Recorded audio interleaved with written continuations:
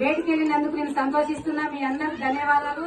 Stage మీద ఉన్న పెద్దలకు గాని, మహిళలకు గాని, యూత్ కు మొత్తం కూడా గ్రామ ప్రజానీకానికి అందరికీ నేను ధన్యవాదాలు తెలియజేస్తున్నాను.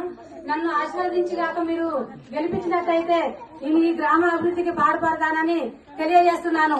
సమస్యల మీద అంతో ఇంతో అవగాహన ఉన్నది.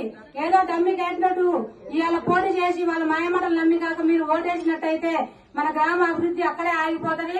దయచేసి వాళ్ళ మాటలు నమ్మకుండా అభివృద్ధికి ఓటేయండి. నేను కొట్లాడి తీసుకొచ్చే బాధ్యత నాది. నేను ఎవరిని కూడా కాదనలేదు, ఏ రోజు కూడా చిన్న చూపు చూడలేదు.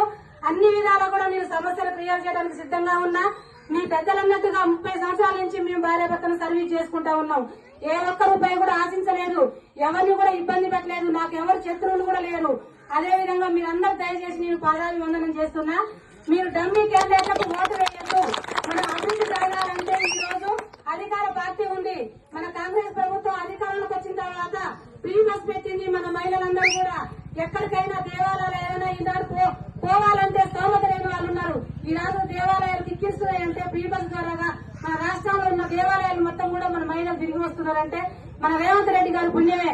అదేవిధంగా మళ్ళీ మన వంట గ్యాస్ కూడా మన మహిళలకు ఫస్ట్ రేవంత్ రెడ్డి గారు సంతకం పెట్టి 500కే గ్యాస్ ఇవ్వడం జరిగింది. ఈ విధంగా ఫ్రీ బియ్యం సన్న బియ్యం ఇస్తున్నామంటే ఇవాళ మనం 5 ఏళ్లు నోట్లకు పోతున్నాయంటే మన రేవంత్ రెడ్డి గారి పుణ్యమే.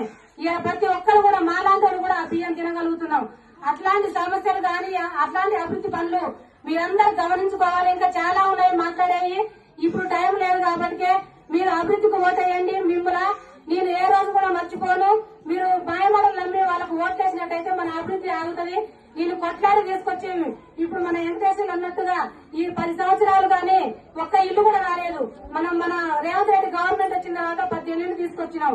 ఇంకా కూడా మేము పోతే మీరు గెలుచుకొని వస్తే 40-50 ఇళ్లు తీసుకొస్తామని చెప్పిండు.